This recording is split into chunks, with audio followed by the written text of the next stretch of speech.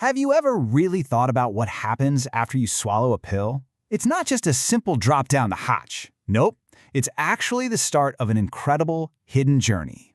Today, we're going to follow that journey and uncover the secret science that guides your medicine through your body to make you feel better.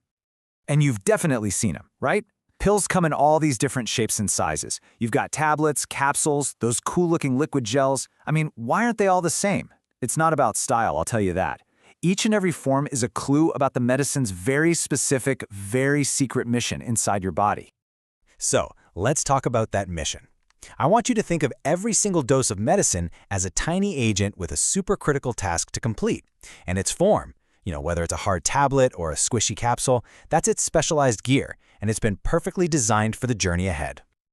That's it, exactly. A pill is so much more than just the medicine packed inside. It's a high-tech delivery system.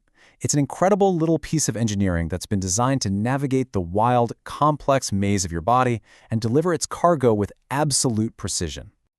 Okay, so to really get how this delivery system works, we've got to break it down. We need to look at its two main components. You've got the cargo, and you've got the vehicle carrying it. Let's meet them. All right, so first, you have the drug.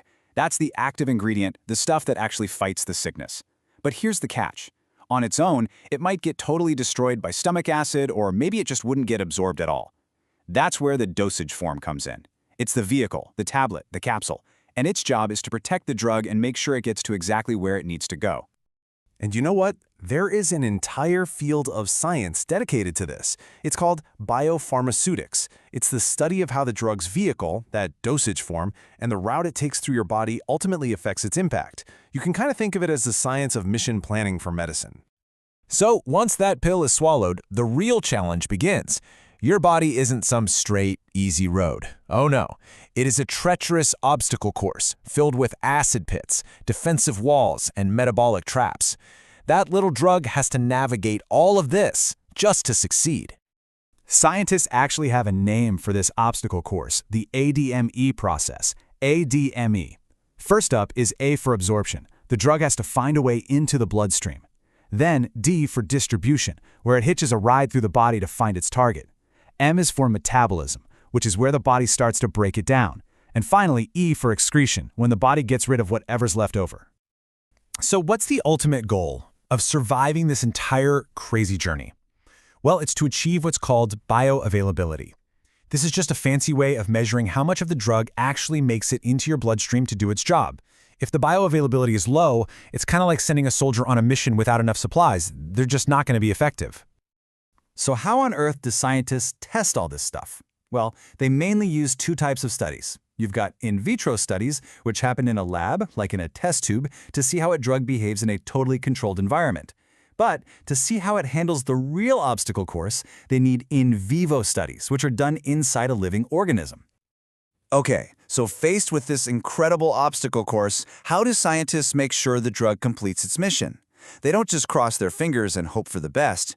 They become mission designers, using all those principles of biopharmaceutics to give the drug every possible advantage. Let's look at the tools they use. They basically have three main levers they can pull. First is the drug's physical state. A really tightly packed crystal is going to dissolve way differently than a fluffy, amorphous powder. Second is the dosage form we talked about, like a fast-acting gel cap versus a slow-release tablet. And third is the route of administration. Swallowing a pill is a completely different journey than, say, using a skin patch. And here's a perfect example that shows just how detailed this science gets: eye drops. It's not just about the drug inside. The eye drop has to have the perfect pH so it doesn't sting, and the right isotonicity, which basically just means it has to match the saltiness of your own tears so it doesn't cause irritation. If either of those things is off, the whole mission fails right there. So, we've followed the mission, we've navigated the obstacle course, and we've seen the design process. But what does all of this really mean for you when you're the one taking the medicine? Let's connect the dots. This science is absolutely crucial for a few huge reasons. First, it's how we know for a fact that a generic drug is just as effective as the brand name one. They have to prove they have the same bioavailability. It also determines how effective a drug can be, period, by controlling how much of it actually gets to work in your body. And in the end, all of this incredible science is focused on just one thing: maximizing the therapeutic effect so you get the best possible outcome. And this quote right here, it just nails it. It really gets to the heart of everything. The whole point of biopharmaceutics is to engineer the drug's journey to provide optimal therapeutic activity for the patient. It's not just science for the sake of science, it's science in direct service of our health. So the next time you take a pill, just remember, you're not just swallowing medicine. You are launching a marvel of scientific engineering on an absolutely incredible journey. You're kicking off a mission that was designed with painstaking precision, all to help you. Kind of makes you see that little pill a bit differently, doesn't it?